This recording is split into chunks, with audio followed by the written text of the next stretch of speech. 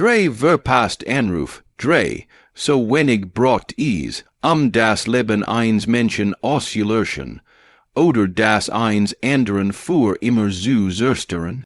Julian Thorn dacht nie darüber nach.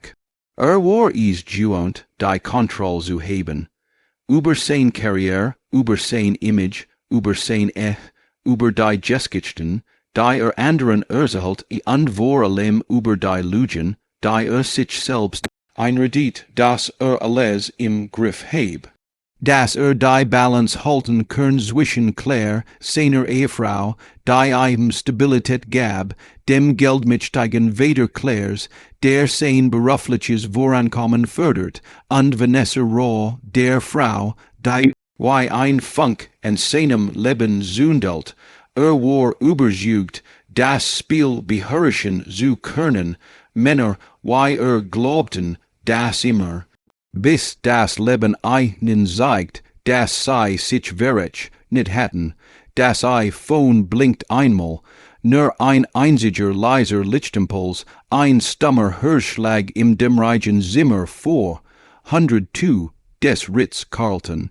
Ein Signal, das ein anderer Mann gesehen hat, ein Mann, der Verantwortung ernst nahm, ein Mann, der begriffen hat, dass ein kleines Blinkens Licht manchmal bedeutet, die Welt brennt. Jem und Brot dich, jetzt, aber Julian Thorn sah nicht hin, wollte nicht hinsehen, strich mit dem Finger über den Rand eines Crystal-Champagnerglases, während Vanessa ihm gegenüber saß. Sie war eine Frau, die ein Leben wie sein eigenes nie het dulden können, voller Routinen, Pflichten, Kindergeburtsstage, Sonarstermen und wir müssen über unser Budget sprechen. Vanessa war das Gegenteil, sie war Chaos Hitzigefahr, und sie wusste, welch Macht sie über einen hat.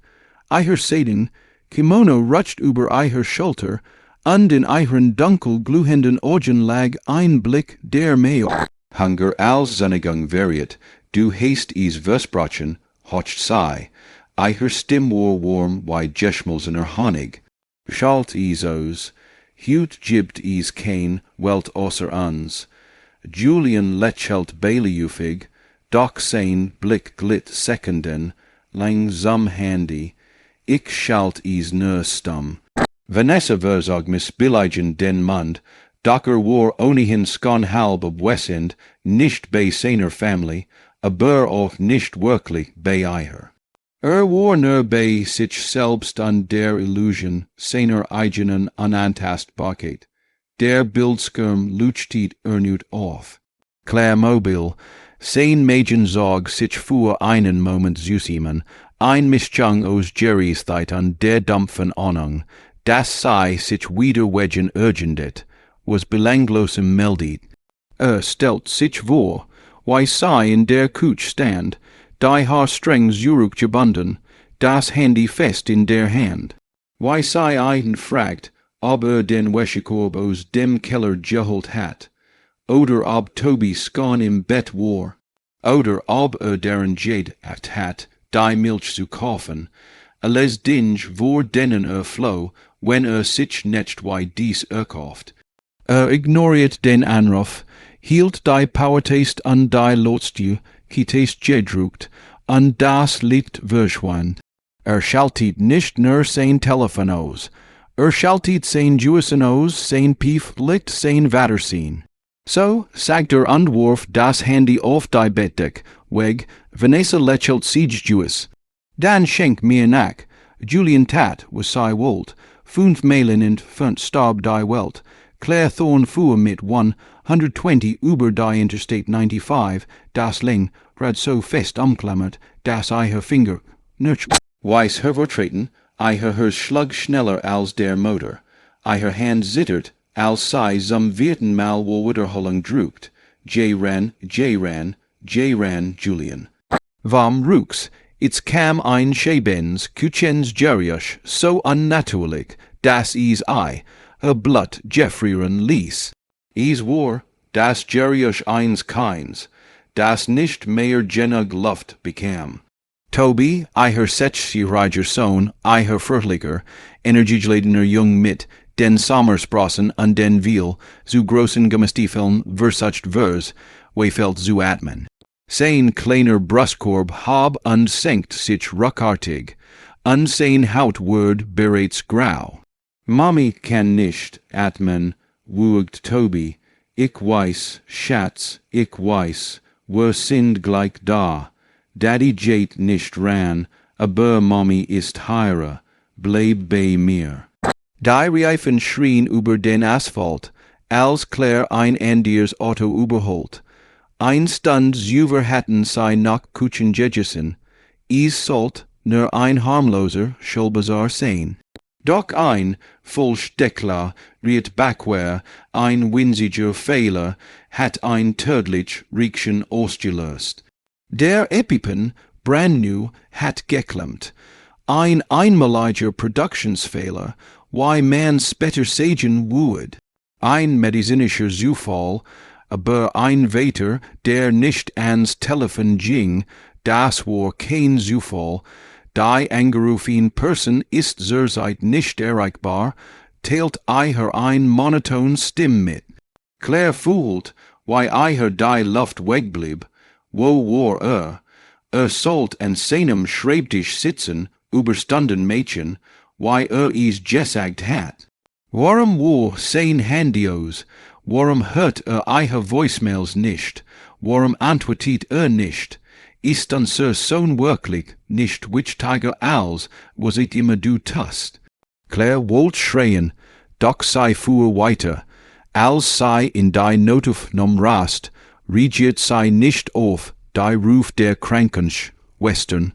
Sei hab Toby Hawk, als wäre wieder 2 Jahr alt, presst ei, nen sich und rant in den Skockraum. Hilf, mein Sohn, bekommt kein Luft, bit. Die letzten Minuten verschwammen in einem Sturm aus Ersten, Gerriten, Kommandos, Schritten, Masken, Scheren, die Stoff zerschnitten. Claire stand am Rand unfähig sich zu bewegen, eier Handy in der Hand wie ein schwarzer Stein, sei wehelt ernut nichts, der Anruf ging nicht einmal durch, das Handy war ausgeschaltet.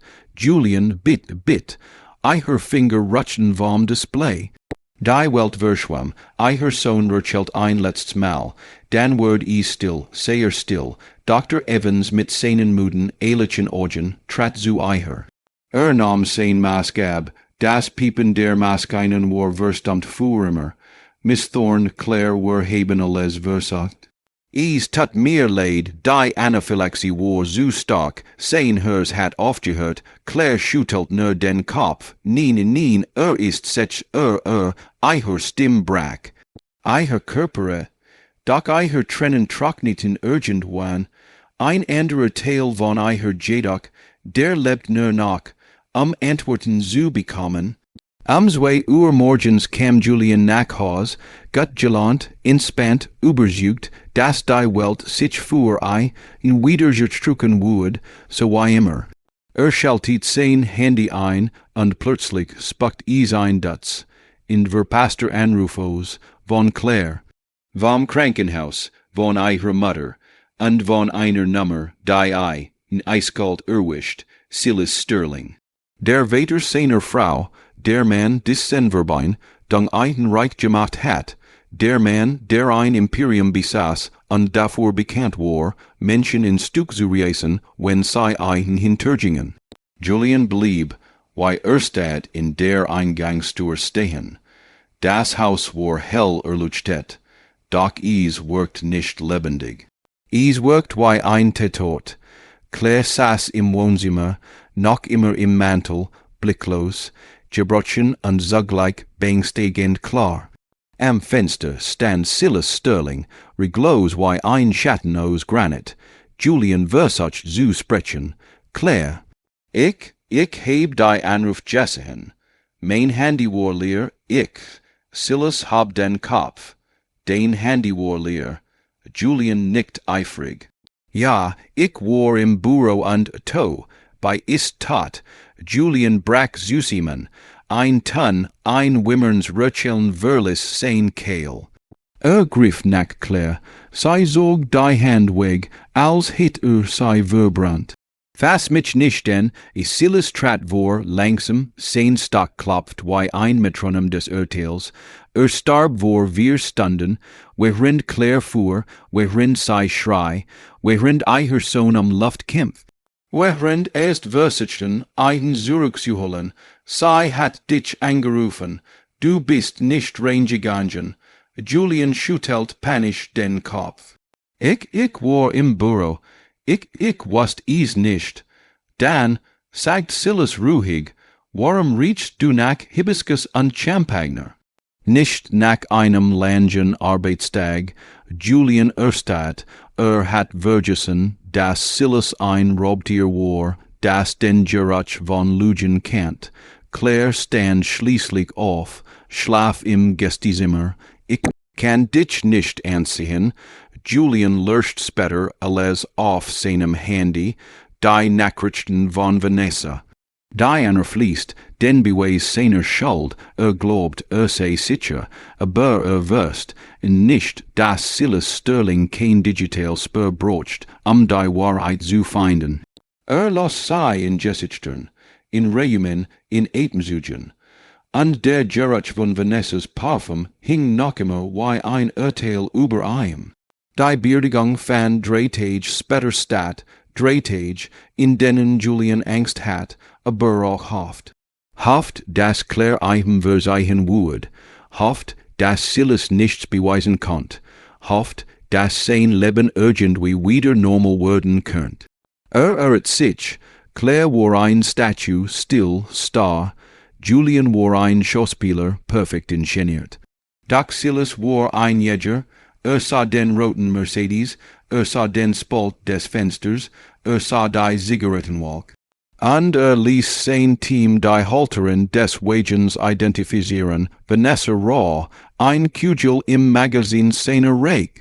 Während Julian spielt, während die Rolle des trauernden Ehemans perfektioniert, während die Sympathie der Gäste genoss, ging Silas in sein Arbeitszimmer. Fand was brocht, den Parkschien, Ritz-Carlton, Check-in 1815, Check-out 0145, der Beweis. Claire was dies, und in starb der letzt Funken lieb. Ich will töten, flüstert sei, nien, sagt Silas. Werden ein Auslöschen, zwei Wochen später war Julian wieder selbst, arrogant, überzeugt, dass gewonnen hat, dass die Lügen gereicht hatten, wusst nicht, dass Silas längst les hat die Hotelvideos, die Finanzmanipulationen, die nachweislichen Betrügereien, und dass Silas einen Plan schmiedet, Julian would befördert, would strahlen, would triumphieren, und am höchsten Punkt would Silas alles zerstören, dies would kein Fall sein, es would ein Hinrichtung. Noah spürt den Moment, in dem die Nacht sich verändert, nicht abrupt, sondern wie ein Stille. Atemzug der das Zimmer was heller matcht, der Wind draußen wöhleren hit, der Schnee klang leiser auf der Fensterbank, und die Luft in der Wohnung schien sich zu beruhigen, als wollt sei sagen. Du hast es bis hierer geschafft, nur weiter, doch in seinem Inneren tobten noch Stumm. Saß weiterhin auf dem Bett, ein Hand auf James' kleiner Schulter, die an dir über seinen eigenen Augen, als muss Gedanken festhalten, die mit gleiten wollten, die Müdigkeit, die sich bereits in Teil one angestaut hat, fraß sich jetzt endgültig durch jede Skit seiner Entschlossenheit. Sein Körper fühlt sich schwer an, aber sein Geist war hellwach, schmerzhaft hellwach, wie ein Lamp, die will zu lange dergleichen still brannt und das Papier darunter schweißt. James atmet ruhig. Noah nicht, stand langsam auf, damit die Halme des alten Teppichs kein Geriusch matchten, und trat ans Fenster. Der Schnee war dichter Jordan, aber weicher, beinahe friedlich schwebend, als wollt mit seiner still ein Versprechen geben, das nicht halten konnt, die Straßen, Latern drossen Zog einen Langen goldenen Streifen über den Asphalt, der also wie der Anfang eines Weges ein. Weg den Noah noch nicht kennt, aber manchmal glaubt dass einen gehen müsst, aber wollt oder nicht. Wusst nur nicht wohin. Lehnt die Stern gegen das kalt Fenster, und fuhr einen Moment word die Kelt zu etwas erfrischendem, etwas, das sein Gedanken ordnet. Konnt den Schlaf anderer Eltern förmlich sehen, die Lichter in den Benach, Barton Wohnungen wären jetzt weit. Gehen, lachen, stellt sich vor, wie sei in warmen Wohnungen säßen, gend, wo zwischen Jeschen, Papier und Kursen liegt, mit waller Tass Tee und Gesprächen, die man am Leben hielt, weil man sei konnt. Und weil man nicht allein war allein, aber morgen war Weihnachten, und would das für James nicht kaputt gehen lassen. Noah atmet tief ein, und dieser Ebensog fühlt sich an, als would ein erst wieder daran erinnern, dass lebt, schloss die Augen, sah sich selbst früher, jünger, hoffnungsvoller Plen, sah sich später, schöpfter, kämpfender, aber immer noch. Derselbe man, der bereit war, alles zu geben, solange sein Sohnem in des Tages lächelt. Dieser Gedank war wie ein Anker, schwer aber stabil, wand sich wieder dem Bett zu. James lag unverändert da, aber der Ausdruck auf seinem Gesicht war entspannt, friedlich, wie jemand, der weiß, dass in Sicherheit ist. War derselbe Ausdruck, den Noah immer so lang wie möglich festhalten würde, wenn der Rest des Tages fürcht, barjuesen war, skonlang vor dem Weihnachtssabend, die Erinnerungen kämen zurück, der Anfall, die Gespräch mit Ästen, die Panik, die Hoffnung, die Angst, die Monat davon danach, jeder Tag gefüllt mit leem Fahrten, Rechnungen, Formularen und stillen Momenten, in denen dacht, würde zusammenbrechen, aber tat is nahe. Oder tat is doch, aber nahe so, dass James sehen must. Noah setzt sich ans in des Betts und ließ sich ganz langsam sinken. Die Federn quietschten leis, ein Vertrauts Jeriusch eins. Das ihm zerflüstert. Du bist immer noch heire, du bist noch nicht verschwunden, du hast noch nicht aufgegeben, und würd is auch nicht. Nahm James klein Sock vom Boden auf, sei warband mit Winsigen Stirnen darauf und hielt sei zwischen seinen Fingern. Is war absurd, why say so was klein sein Leben zusammenhalten konnt, aber vielleicht war is genau das nicht die großen Moment, sondern die kleinen, die uns retteten. In einem Moment der Ruhe hört nur sein eigenen Gedanken, und sei wären erstlich klar, morgen würde ein besserer Tag werden, vielleicht nicht perfekt, vielleicht nicht festlich, vielleicht nicht so wie an der Weihnachten feierten, aber besser, und manchmal war besser alles was man braucht, weiter zu machen. Stellt die Sache zurück, wo sei hingehört, und strich seinem Sohn sanft über die Stirn. James murmelt was unverständliches undreht, sich leicht auf die Seite. Ein winziger, unbewusster Vertro inspues. Noah fühlt, wie sein Herz schwer und gleichzeitig warm wird.